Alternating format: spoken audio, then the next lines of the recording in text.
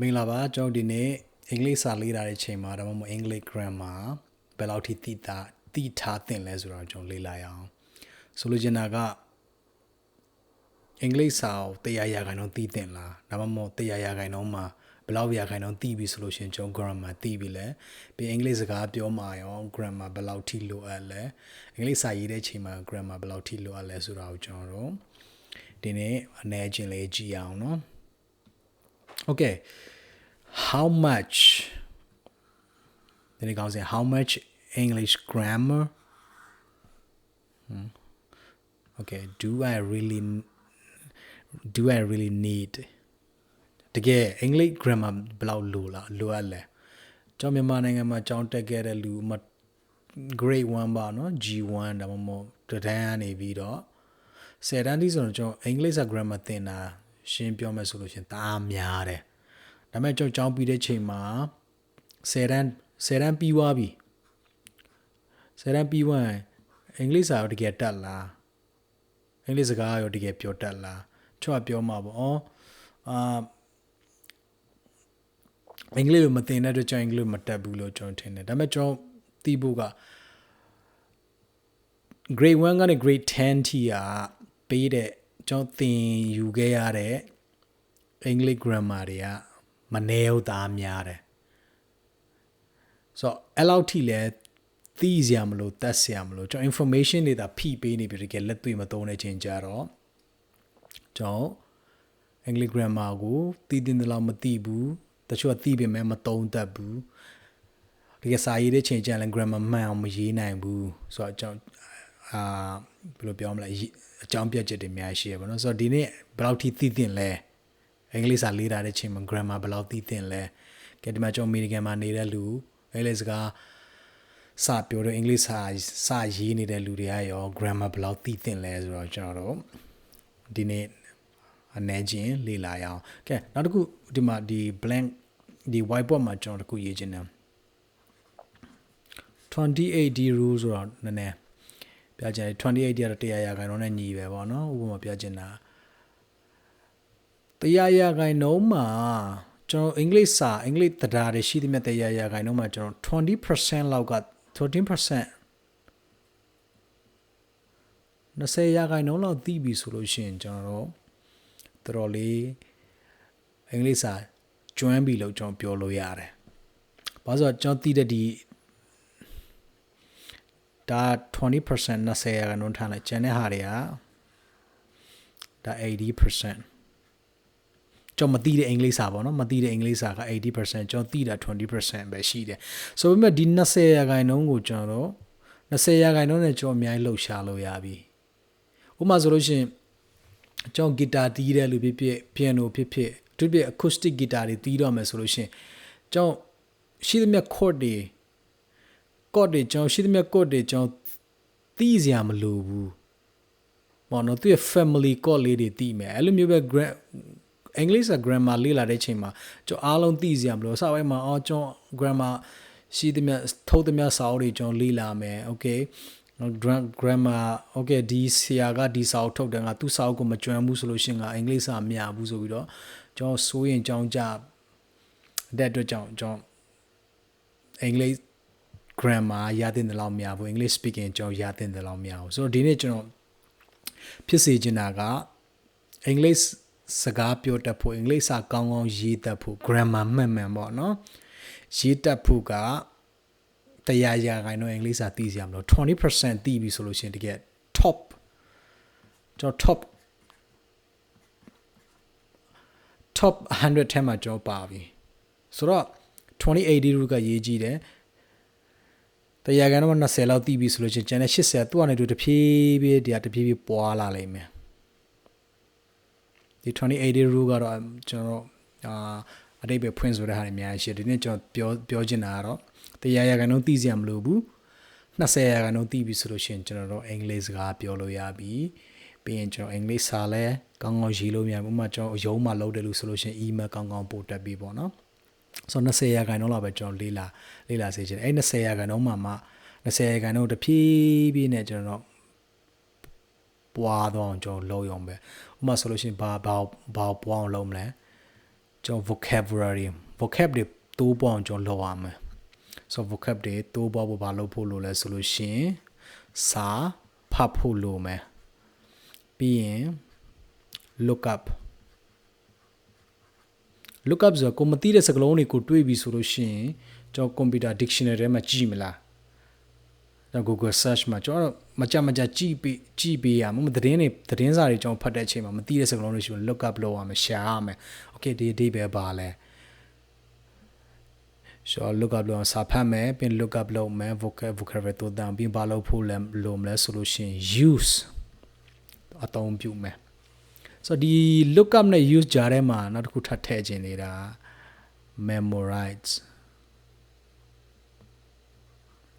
memorize လုပ်ရမှာအလွတ်ကျက်ရမယ် so စကားလုံးတော်များများတော့ကျွန်တော်ရမှာတော့မဟုတ်ဘူးဒါပေမဲ့ကျွန်တော်နံပါတ်1စာဖတ်တွေးတဲ့စကားလုံးနားမလဲတဲ့ဟာတွေကျွန်တော်ရှာမယ်ပြီးရင် memorize မယ်အလွတ်ကျက်ကြည့်မယ် okay ဒီစကားလုံးဒီ date ပဲမြန်မာလိုဒီလိုရှိတယ်ကိုတိုင်းသားပါတဲ့စကားဆိုကိုတိုင်းသားပါစကား okay ဒီ date ပဲဒီလိုရှိတယ်ပြီးရင်အသုံးပြုကြည့်မယ် so ဝါကြလေးအသုံးပြုမယ်ဥပမာဆိုလို့ရှိရင်ကျွန်တော်ဒီလွန်ခဲ့တဲ့တစ်လလောက်ကဆိုလို့ရှိရင်ဘာအကြောင်းတွေ့ရလဲ tariff တွေအကြောင်းတွေ့ရတယ်ကုန်သွယ်ခွန်ပေါ့နော် tariff ကိုမသိဘူးဆို okay tariff ဆိုတာဘာလဲအဲ့ဒါကြောင့်မသိဘူးဆိုလို့ရှိရင် Google ခောက်လိုက်မယ် Google ခောက်ပြီးတော့ Google ကဘာလဲ tariff ဆိုတာ okay နော်သူရှင်းပြမယ်အဲ့ဒါကိုကျွန်တော်တို့လွတ်ချက်မယ် okay tariff ဆိုကုန်သွယ်ခွန်ဆိုတာဘာလဲကျွန်တော်ပြည်တွင်းမှာဝင်လာတဲ့ဟာတွေကိုအခွန်ယူတယ်ဘာညာပေါ့နော်ကျွန်တော်လိုမျိုးမှတ်ထားမယ်ပြီးအသုံးပြုမယ်ဆိုစကားပြောတဲ့ချိန်မှာ hey what is the total tariff that the United States imposed on China အဲ့လိုမျိုးပေါ့နော်ကျွန်တော်အသုံးပြုပေးဖို့လိုတယ် okay so ဘာကျွန်တော်ပြောသလိုစောပိုင်းမှာကျွန်တော်ပြောသလိုမျိုးပဲ how much ကျွန်တော်ဘယ်လောက်သိသင့်လဲ20ရာခိုင်နှုန်းသိရပြီကျွန်တော်အခု10တန်းပြီးလို့ကျွန်တော်မြန်မာနိုင်ငံမှာဆိုလို့ရှိရင်တက္ကသိုလ်တွေပြီးွားကြတချို့ဆိုလို့ရှိရင် master တန်းနဲ့တက်တယ်ပြီးအင်္ဂလိပ်စာလည်းအပြင်မှာလည်းသင်တန်းနဲ့ဆက်တက်သေးတယ်ထင်တယ်လို့လည်းကိုမတိုးတက်ဘူးဆိုအဲ့လောက်ထိသိစရာမလိုဘူးဆိုတော့20% လောက်ပဲသိရပြီပေါ့နော်ဒီနေ့ကျွန်တော်အားပေးခြင်းနဲ့အများကြီးသိစရာမလိုတကယ်ကိုကျွန်းချင်းနဲ့ပိုင်နိုင်ပြောနိုင်ဖို့ကအများကြီးသိစရာမလိုကျွန်တော် information တွေပြည့်နေပြီးတော့မသုံးဘယ်လိုပြောမလဲသုံးလို့မရတာလည်းမဖြစ်စေချင်ဘူးဆိုတော့ information အများကြီးမလိုဘူးရှိတဲ့ဟာတွေကိုချစ်လေးအသုံးပြုတတ်ဖို့လိုတယ်ဆိုတော့ဘာတွေလိုရလဲဆိုတော့ကျွန်တော်ကြည့်အောင်နံပါတ်1က sentence structure ကိုကျွန်တော်သိဖို့လိုတယ်ဝါကြတွေဘယ်လိုဖွဲ့စည်းတာလဲဝါကြ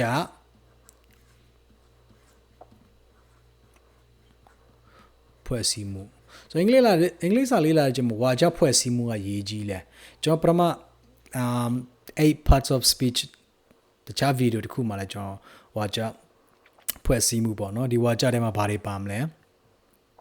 ဆိုတာတွေကျွန်တော်လေ့လာဖို့လိုတယ်ဆိုဝါကြဖွဲ့စည်းမှုဒါရေးကြီးတယ်အခုကျွန်တော်စကားပြောနေတယ် I am speaking ဆိုတော့ဒါဝါကြပဲ sentence structure ဆိုတော့ဝါကြရဲ့ဖွဲ့စည်းမှုတွေကိုကျွန်တော်သိဖို့လိုတယ်ဒီမှာ knowing how to form ဘယ်လို form လဲဘယ်လိုဖွဲ့စည်းမလဲ form simple ရိုးရိုးနဲ့ compound နည်းနည်း simple sentence နှစ်ခုရောပြီး compound ပေါ့နော်ပို့ပြီးတော့နည်းနည်းမြင်လာပြီး complex sentences complex ဆိုရှုပ်ထွေးတဲ့ဝါကြလေးတွေဆိုတော့ sentence structure ဝါကြဖွဲ့စည်းမှုကျွန်တော်လေ့လာရမယ်ပြီးကျွန်တော်နောက်အားပေးခြင်းတာတစ်ခုကအင်္ဂလိပ် grammar လေ့လာတဲ့ချိန်မှာ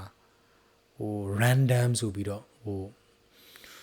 အစီအစဉ်တကြမရှိဘဲနဲ့မလေ့လာစေခြင်းဘူးပေါ့နော်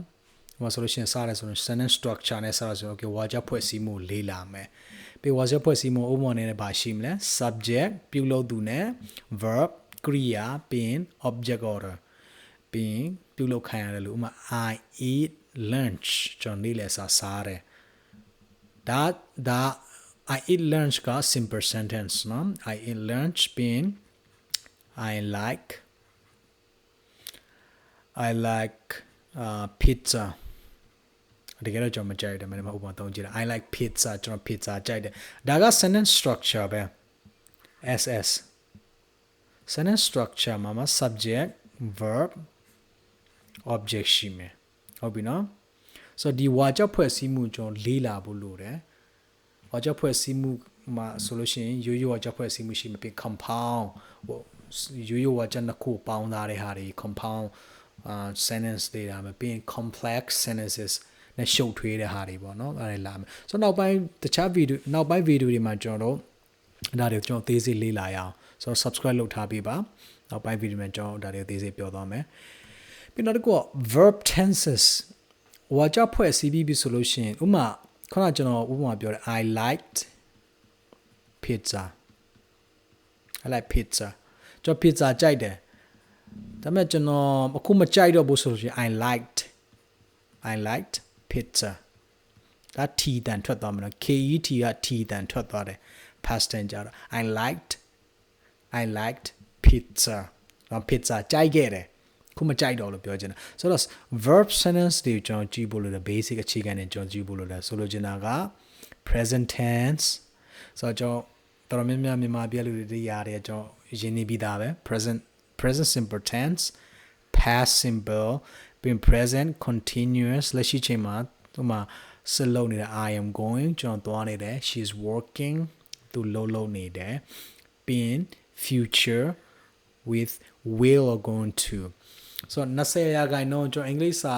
ရှိသမျှအင်္ဂလိပ်စာရဲ့ grammar ပေါ့နော် grammar 20ရာခိုင်နှုန်းလေ့လာတဲ့အချိန်မှာ verbs tenses တွေကိုကျွန်တော်လေ့လာဖို့လို့တယ် tenses ဆိုတာကာလကိုပြောချင်တာပေါ့နော်ကျွန်တော်မြန်မာလိုကာလလို့ခေါ်တယ်ဆိုလို့ကျွန်တော်ဒီနေ့အခုကြတော့ present ပေါ့နော်ယခုပစ္စုပန် present ရှိမယ်ပြီးရင်okay line လေးကျွန်တော်ဆွဲပြမယ်အခုကျွန်တော်စာသင်နေတယ်ဆိုတော့အခုပေါ့နော်အခုက present ဒီစာမသင်ခင်မှာပြီးဆုံးသွားတဲ့ဟာကြတော့အတိတ်ဖြစ်သွားပြီအတိတ်ကြတော့ past tense ပြင်တာကြတော့အနာဂတ်ပေါ့နော်အနာဂတ်ဆိုတော့အင်္ဂလိပ်စာမှာအင်္ဂလိပ်ဒါပြီးအင်္ဂလိပ်ဒီစကားပြောပုံပြောနည်းစာရေးတဲ့ချိန်မှာဒီ tense ကာလတွေနဲ့စကားပြောပြီးတော့သူတို့ရေးတယ်ဥပမာ she eats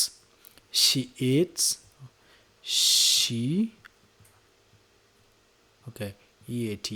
she eats mangoes a mango ပေါ့နော်သူတရက်ဒီတစ်ခုစားတယ်ဆိုတော့ she eats လို့ပြောလာပြီဆိုလို့ရှိရင်သူအရင်တော့လည်းစားတယ်အခုလည်းစားမယ်နောက်ကျလည်းစားမယ်ဆိုလို့ရှိရင်တရက်ဒီကြိုက်တယ်လို့သူပြောချင်တယ်ဆို present tense ဥပမာဆိုလို့ရှိရင် I am a man ဆိုတာပြောင်းကျွန်တော်မျိုးသားဖြစ်တယ်ဆိုအရင်တော့လည်းမျိုးသားအခုလည်းမျိုးသားလာမယ်အနာဂတ်မှာလည်းကျွန်တော်မျိုးသားတယောက်ဖြစ်နေအောင်မှာပဲဆိုတော့ဒါတွေကို present simple နဲ့သူမပြောင်းလဲတဲ့ဟာတွေကြာ present simple နဲ့ကျွန်တော်သုံးမယ်နော်ဥပမာ past simple they played ဒီတန်ထွက်မှာနော်ခဏ t တန်မထွက်ဒါတွေကြာကျွန်တော်နောက်ပိုင်း pronunciation အတန်ထွက်တွေကျွန်တော်လေ့လာတဲ့ချိန်မှာကျွန်တော်နောက်ကျန်သူတွေကလေ့လာအောင်နော် they played soccer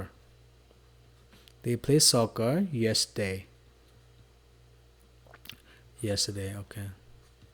they play soccer yesterday သူတို့မနေ့ကဘောလုံးကန်တယ်ဆိုတော့ဒီ tense လေးခုကိုကျွန်တော်သိဖို့လိုတယ်complex ဒါအစင်းမြင့်တဲ့သိဖို့လိုလားဆိုမလိုသေးဘူးကျွန်တော်စကားပြောအင်္ဂလိပ်စကားပြောတတ်ဖို့အင်္ဂလိပ်ဝါကြရတတ်ဖို့ရှုပ်ရှက်တွေရှုပ်ထွေးတွေပေါ့နော်ကျွန်တော်အရင်ဆုံးသိစရာမလိုဘူးရိုးရိုးလေးနဲ့ okay present simple ဆိုတာဘာလဲအခုလက်ရှိမှာဖြစ်နေတဲ့ဟာဒါပေမဲ့ကျွန်တော်ဖြစ်ချင်းကိုဖော်ပြတဲ့ချိန်မှာလည်း present simple သုံးတယ်ဥပမာကျွန်တော်မျိုးသားဖြစ်တယ်ဒါမှမဟုတ်ကျွန်တော်မှာသားတစ်ယောက်ရှိတယ်ကျွန်တော်သားတစ်ယောက်ရှိတယ်ကျွန်တော်သားတစ်ယောက်ရှိတယ်ဒီမှာကျွန်တော်သမီးတစ်ယောက်ရှိတယ်ကျွန်တော်မှာသမီးတစ်ယောက်ရှိတယ်သမီးကအရင်ကလည်းရှိခဲ့တယ်ခုလည်းရှိတယ်နောက်ကျလည်းရှိမယ်ဟာဆိုလို့ရှိရင် the present simple သုံးမယ်ပေါ့နော် okay ဥပမာကျွန်တော်အရင်က Apple Watch ရှိခဲ့တယ်ခုမရှိတော့ဆိုလို့ရှိရင် I had an Apple Watch ကျွန်တော် Apple Watch ရှိခဲ့တယ်ဆိုတော့ past simple ဆိုတော့ဒီ tense ကာလတွေအကြောင်းကိုကျွန်တော်တို့သိဖို့လိုတယ်ကာလကိုကျွန်တော်ခွဲခြားရေးပဲဥပမာ perfect tense တွေကြတော့ကျွန်တော်ကြံလေ့လာကြအောင် perfect tense တွေကြတော့နည်းနည်းအစင်းမြင့်တဲ့ဘိုင်းမှာပါတယ်ဒါပေမဲ့ကျွန်တော်သိဖို့လိုတယ်ဒါပေမဲ့ basic မှာじゃသိဖို့လိုတာဆိုမလိုဘူး perfect tense မသိလဲကျွန်တော်အင်္ဂလိပ်စကားပြောလို့ရတယ်အင်္ဂလိပ်စာရေးလို့ရတယ် okay ပြီးရင် subject verb agreement subject verb agreement ဆိုသဘောတူတာဘာသဘောတူတာလဲကျွန်တော်ကအမျိုးသားဖြစ်တယ် I ပြီးရင် verb က I am a man making sure the verb matches the subject and number ဥပမာဆိုရင် she ဆိုတာအနည်းလားအနည်းဟုတ်တယ် singular ဆိုတော့ talk မှာ s ပါမယ် she talk အဲ့လိုမရအောင်နော် she talks ဖြစ်ရမယ်ဥပမာကျွန်တော်က I ကြတော့တယောက်တည်းဖြစ်ပေမဲ့လို့အများအနေနဲ့သုံးရတဲ့အတွက်ကြောင့် I talk ဖြစ်သွားမယ်ပြီးရင် they talk so a subject အနည်းလားအများလားအဲ့ပေါ်မူတည်ပြီးတော့ verb က s ထည့်ရလားမထည့်ရဘူးလားဆိုတာလေ့လာတဲ့ဟာကို subject verb agreement လို့ခေါ်တယ်ဒါကိုသိဖို့လိုတယ် okay ဥပမာကျွန်တော်တစ်ခုရေးပြမယ် writing complex sentences ဒါကျွန်တော် subject အနေနဲ့သုံးမှတ်ထားပါတော့ writing complex sentences is challenging စိန်ခေါ်မှုရှိတယ် cat တယ်လို့ပြောဆို or difficult ကျွန်တော်မှာ difficult လို့ရေးလိုက်မယ် difficult writing complex sentences it's difficult the subject verb agreement လေးတာကျ sentences လို့ပြောပေမဲ့ဘာဖြစ်လို့ is သုံးလဲပေါ့နော် sentence လို့ဘာဖြစ်လို့ is သုံးလဲဆိုတော့ဒီ writing ဆိုရေးသားခြင်းဆိုတာတစ်ခုတည်းပဲညွှန်းခြင်းတာ singular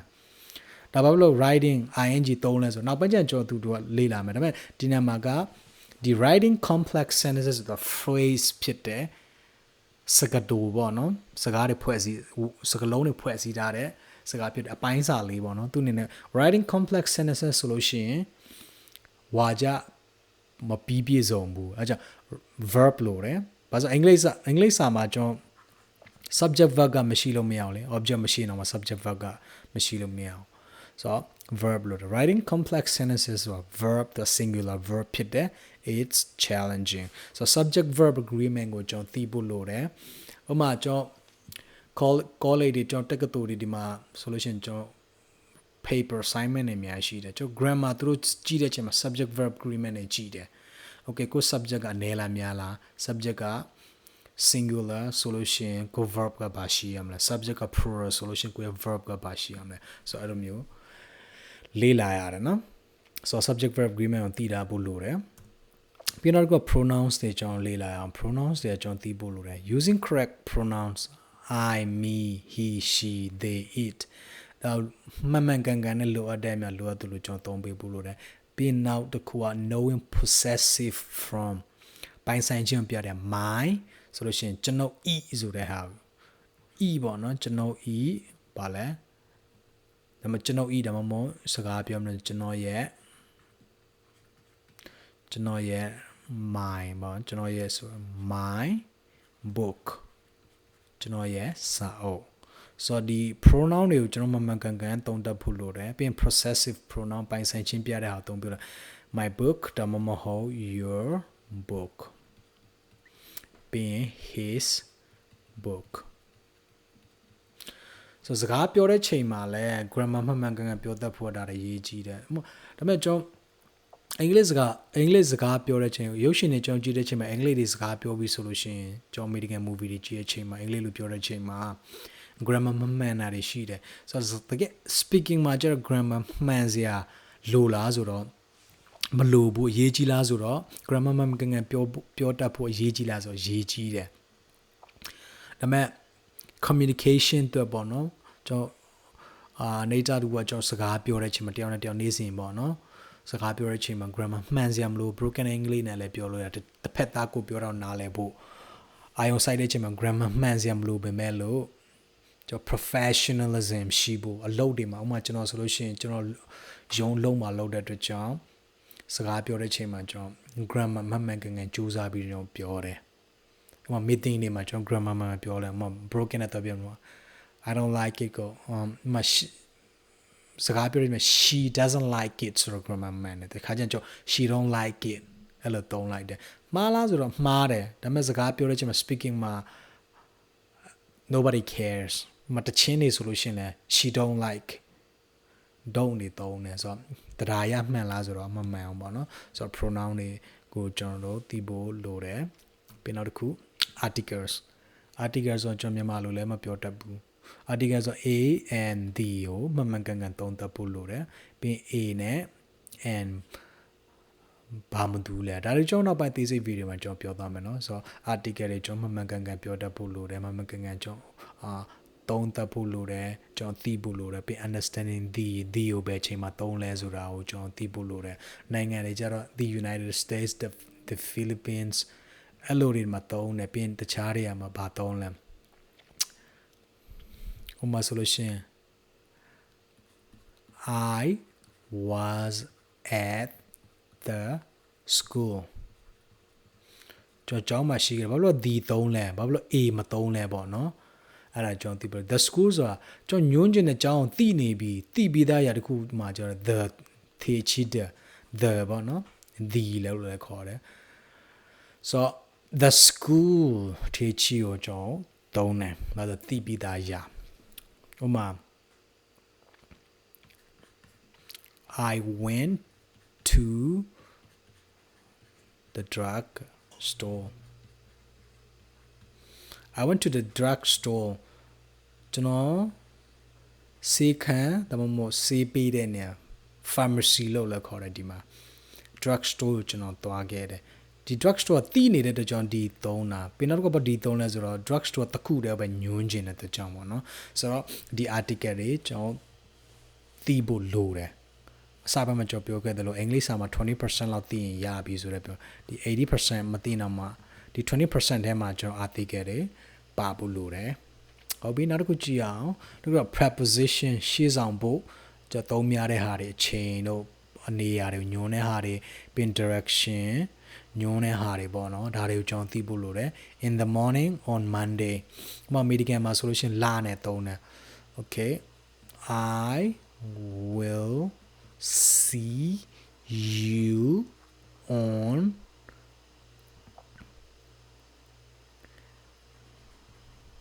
March the 5th 2026ကျွန်တော်သင်ကို March 5th 2026မှာတွေ့မယ်ဆိုတော့ on သုံးတယ်ဒီ date တွေသုံးတဲ့အချိန်မှာဆိုတော့ဒါလေးတွေ preposition တွေမှန်မှန်ကန်ကန်သုံးသပ်ဖို့ရည်ကြီးတယ်ပြီးတော့က American နဲ့ British မတူတဲ့ဘာလဲဆိုလို့ရှိရင်ထိုင်ခုံမှာဥပမာကျွန်တော်ဒီမှာဆိုရင်ထိုင်ခုံမှာကျွန်တော်ထိုင်တာ American နဲ့ဘယ်လိုပြောမလဲဆိုတာ I am sitting in လို့သုံးတယ် on မသုံးဘူး American နဲ့ in သုံးတယ် I am sitting in a chair so အဲ့ဒါလေးတွေကွဲကွဲပြားပြားသိဖို့လိုတယ်ပေါ့နော် so preposition ရှေ့ဆောင်ပုဒ်တွေညွှန်းတဲ့ဟာတွေအချိန်ကိုညွှန်းတဲ့ဟာနေအောင်ညွှန်းတဲ့ဟာတွေပြီးရင် direction ပေါ့နော်တည်နေအောင်ညွှန်းတဲ့ဟာတွေကျွန်တော်တို့သိဖို့ရည်ကြီးတယ် okay နောက်တစ်ခုက question formation မေးခွန်းဘယ်လိုဖွဲ့စည်းမလဲဆိုတဲ့ဟာတွေကျွန်တော်သိဖို့လိုတယ်ဥပမာ creating correct yes and no ပြီးရင် WH question မှာပါရှိမလဲ WH question တွေမှာ why when what where okay နော်ပြီးနောက်ခု WH question how တော့ပါတော့ so ဒါတွေကျွန်တော်သိဖို့လိုတယ်သုံးသပ်ဖို့လိုတယ်မင်းဘယ်ချိန်လာမလဲ when are you coming မင်းဘယ်တော့လာမလဲ where are you going မင်းဘယ်သွားမလဲ so ကျွန်တော်ဒါတွေသိဖို့လိုတယ် WH question တွေကြောင့်so question formation မေးခွန်းဘယ်လိုမေးလဲဆိုတာကိုကျွန်တော်သိဖို့လိုတယ် okay နော်ပြီး moral for politeness and necessity moral verb ဆိုတော့ကျွန်တော် eight parts of speech မှာကျွန်တော်ပြောပြီးပြီ can I help you ပြီး you should rest can I help you ဘာကူညီပေးရမလဲဥပမာဆိုလို့ရှိရင်ကျွန်တော်ဖုန်းဆိုင်တို့ဒါမှမဟုတ်ဒီမှာပစ္စည်းအောင်တဲ့ဈေးဆိုင်တွေကျွန်တော်သွားတဲ့ချိန်မှာသူတို့ ဈေးမှာရောင်းနေလို့ပါပြော hey what can I help you have you been help မင်းကူညီပြီးွားမင်းတရလာကူညီပြီးွားလားအမ so politeness ရင်ကြီးကြီးပြောတဲ့ချိန်ပြောဆိုတတ်ဖို့ကြောင့်ဒီ modal verb လေးကျွန်တော်သိဖို့လို့ရအမ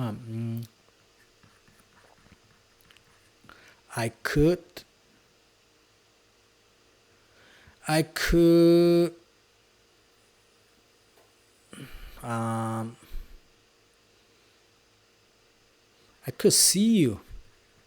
အမေတို့တွေ့နိုင်တယ်ဥမာ could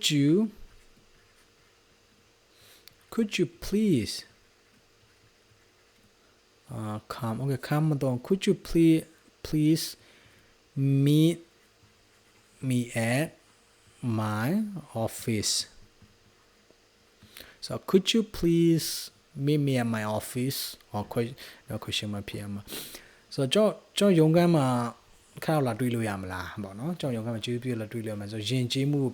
ပြောခြင်းတဲ့ချိန်မှာဒီ modal verb တွေကျွန်တော်သုံးလာမှာဆိုတော့ဒါ modal verb ကိုကျွန်တော်သိဖို့လိုတယ်ပြီးတော့ the common conjunctions ဆိုစကားဆက်တွေကျွန်တော်ကြည့်ဖို့သိဖို့လိုတယ် and but so because so English စကားကျွန်တော်နေ့တိုင်းစကားပြော and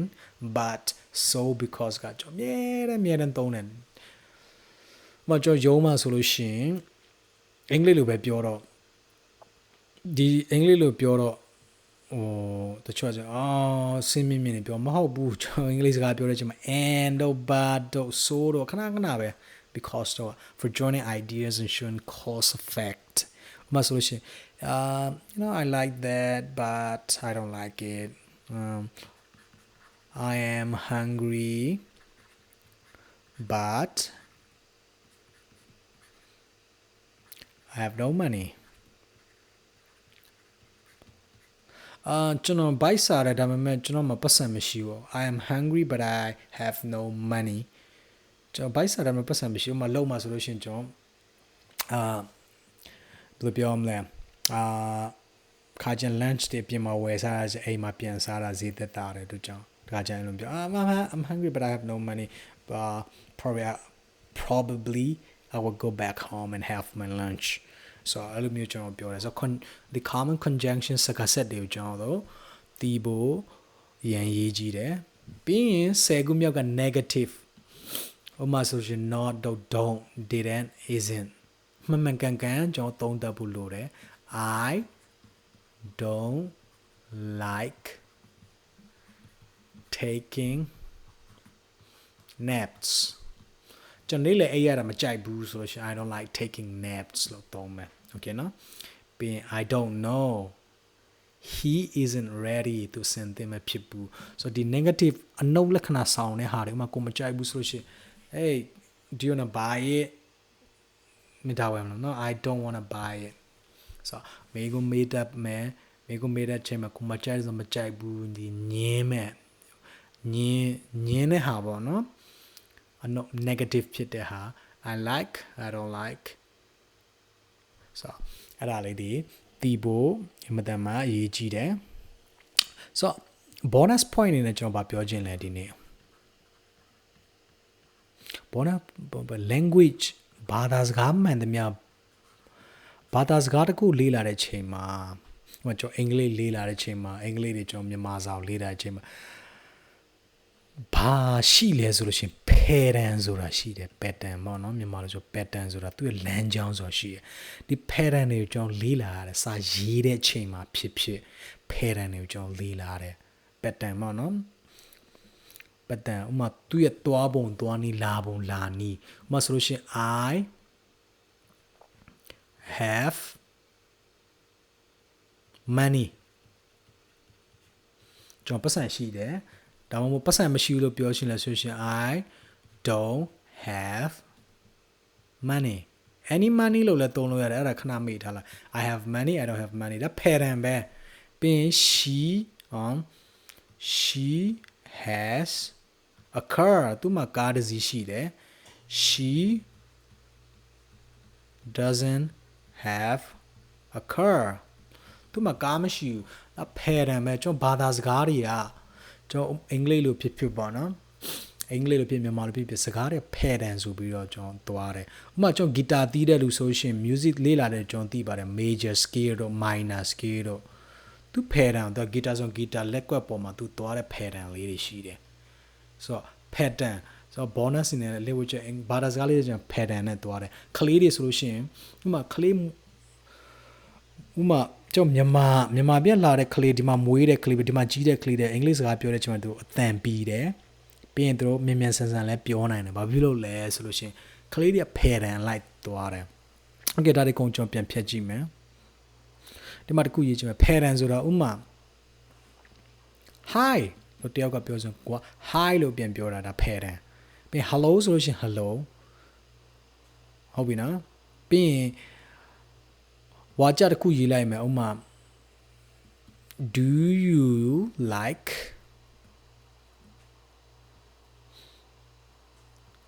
soccer ဒီဘောလုံးကြိုက်လားအမေရိကန် soccer လို့ခေါ်တယ် do you like soccer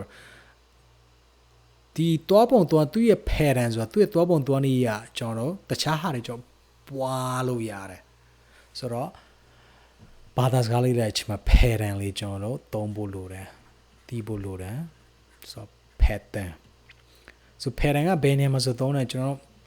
သင်ချာတွေလေးလာအချိန်မှာ pattern သုံးတယ် music တွေကျွန်တော်ဂီတာတီးတဲ့လူဖြစ်နော် musician တွေဂီတာလေးတွေကျွန်တော် pattern တွေသုံးတယ်သူကသွားပုံလာပုံပေါ့နော်ဆိုအမြဲတမ်းသုံးတယ်ဆို pattern တွေနဲ့ကျွန်တော်လေ့လာဖို့လို့ဆိုတော့ဒီနေ့ကဒီလောက်ပဲပေါ့နော်အင်္ဂလိပ်စာဘယ်လောက်တီးတင်လဲအင်္ဂလိပ်စာ100ရာခိုင်နှုန်းရှင်20% လောက်ပဲတီးတင်တယ်โอเคနော်